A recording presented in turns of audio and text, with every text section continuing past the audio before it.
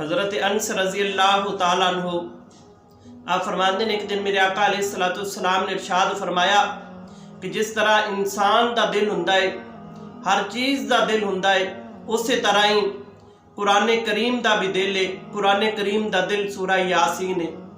حضور فرمایا کہ جڑا بندہ ایک مرتبہ سورہ یاسین پڑھدا ہے تو اللہ تبارک و تعالی اس انسان نو 10 قرآن کریم ختم کرن دا ثواب ملدا ہے۔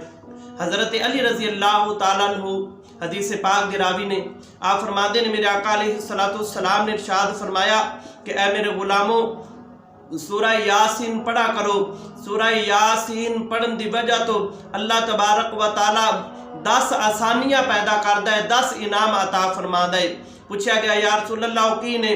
تو حضور فرمایا کہ جڑا بھوکا آدمی سورہ یاسین پڑھے گا تو اللہ تبارک و تعالیٰ انہوں سیر کر دے گا۔ پھر فرمایا کہ جڑا پیاسا آدمی سورہ یاسین پڑھے گا اللہ تبارک و تعالیٰ اس دی پیاس ختم کر دے گا۔ پھر فرمایا کہ جڑا ننگا آدمی سورہ یاسین دی تلاوت کرے گا اللہ تبارک و تعالیٰ اس انسان نو لباس عطا فرما دے گا۔ اور پھر فرمایا کہ جس آدمی دی نکاح نہیں ہو رہا، شادی نہیں ہو رہی، وہ آدمی سورہ یاسین دی تلاوت کرے اللہ تبارک و تعالیٰ کوئی سبب پیدا فرما دے گا نکاح دے۔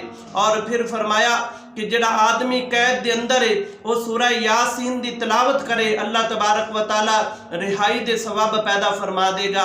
اور فرمایا کہ جڑا بندہ پریشان ہے، دہشت زدہ ہے، وہ سورہ یاسین دی تلاوت کرے اللہ تبارک و تعالیٰ انہوں امن عطا فرما دے گا۔ پھر فرمایا کہ مریض آدمی سورہ یاسین دی تلاوت کرے اللہ تبارک و تعالیٰ انہوں شفا عطا فرمائے گا۔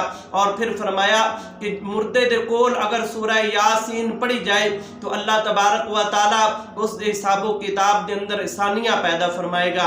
میرے آقا علیہ السلام دی حدیث مبارکہ ہے کہ سورہ یاسین جڑا بندہ صبح دی نماز پڑھے اور پھر اللہ دی رضا واسطے بیٹھ کے سورہ یاسین دی تلاوت کرے تو اللہ تبارک و تعالیٰ اس انسان دے اس دن دے سارے کم اللہ جل شانہ اپنے ذمہ لے لیندا ہے۔ اے سورہ یاسین دی فضیلت ہے۔